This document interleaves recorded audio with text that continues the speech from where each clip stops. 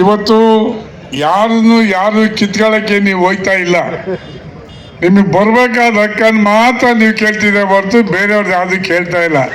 ಇದು ನಾನು ಭಾಳ ದಿವಸದಿಂದ ನನ್ನ ಕ್ಷೇತ್ರದಲ್ಲಿ ಮಾದಿಗ ದಂಡೋರ ಭಾಳ ಬಲಿಷ್ಠವಾಗಿದೆ. ಅವ್ರು ಯಾವತ್ತೂ ಸಹ ನಮ್ಮ ಶ್ರೀರಾಮ್ ಇಲ್ಲೇ ಇದ್ದಾರೆ, ಶ್ರೀರಾಮ್ ಇಲ್ಲೇ ಇದ್ದಾರೆ. ಪಾವಗಡ ನಾವೆಲ್ಲ ಒಟ್ಟಿಗೆ ಬೆರೆತು ಹೋರಾಟ ಮಾಡಿದಂಥ ಜನ. ಇದೇನು ದೊಡ್ಡ ವಿಷಯ ಅಲ್ಲ, ಸರ್ಕಾರವೇ ಇಲ್ಲ ಐತೆ. 3 ಜನ ಕ್ಯಾಬಿನೆಟ್ನವರು ಇಲ್ಲೇ ಇದ್ದಾರೆ. ಮುನಿಯಪ್ಪನವರು ಈಗ ಸುದೀರ್ಘವಾಗಿ ಮಾತಾಡಿದ್ದಾರೆ. ಮುನಿಯಪ್ಪನವ್ರು ಸ್ವಲ್ಪ ಕಟುವಾಗಬೇಕಷ್ಟೇ, ಬಿಗಿಯಾಗಬೇಕು. ಯಾಕೆಂದರೆ ಕ್ಯಾಬಿನೆಟ್ನಲ್ಲಿ ಮುನಿಯಪ್ಪನವ್ರು ಸ್ವಲ್ಪ ಗಡಿಸ್ತನ ತಗೊಂಡ್ರೆ ಆಯ್ತದೆ, ಸ್ವಲ್ಪ ತಗೋಬೇಕು ಅಂತ ನಾನು ಹೇಳ್ತೀನಿ. ಮಹದೇವಪ್ಪನವರು ಅವರು ಪಾಪ ಸಾಮಾಜಿಕ ನ್ಯಾಯದ ಬಗ್ಗೆ ಹೋರಾಟ ಮಾಡ್ಕೊಂಡ್ಬಂದವರು ಮೊದಲಿಂದ ಇಲ್ಲಿನವರೆಗೂ.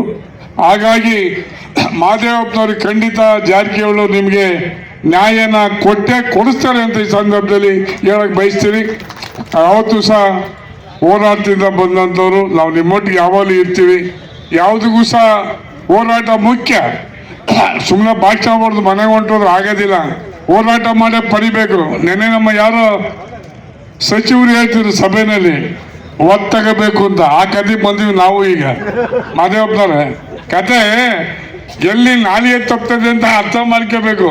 ಎಲ್ಲಿ ಶಾಸನಸಭೆಯಲ್ಲೇ ನಾವು ಹಂಗೆ ಮಾತಾಡೋ ಕಾಲಕ್ಕೆ ಬಂದಾಗ ನೀವೇನು ಸುಮ್ಮನೆ ಕೈಗೆಟ್ಕೊಂಡು ಕೂತ್ಕೊಳ್ಳೋಕ್ಕಾಯ್ತದ? ನೀವು ಹೋರಾಟ ಮಾಡೇ ತಗೋಬೇಕು. ಅದರೊಳಗೆ ಏನು ರಾಜಿನೇ ಇಲ್ಲ ಅಂತ ಹೇಳ್ತಾ ನಿಮ್ಮ ಹೋರಾಟ ಖಂಡಿತವಾಗೂ ಜಯವಾಗುತ್ತೆ. ಮುನಿಯಪ್ಪನವ್ರು ಹೇಳಿದರೆ ಕೆಲವೇ ಅದೇನು ಕ್ಯಾಬಿನೆಟ್ ಸಬ್ ಕಮಿಟಿ ಏನು ಬೇಕಿರಲಿಲ್ಲ ನನ್ನ ದೃಷ್ಟಿಲಿ, ಅದು ಅವಶ್ಯನೂ ಇರಲಿಲ್ಲ.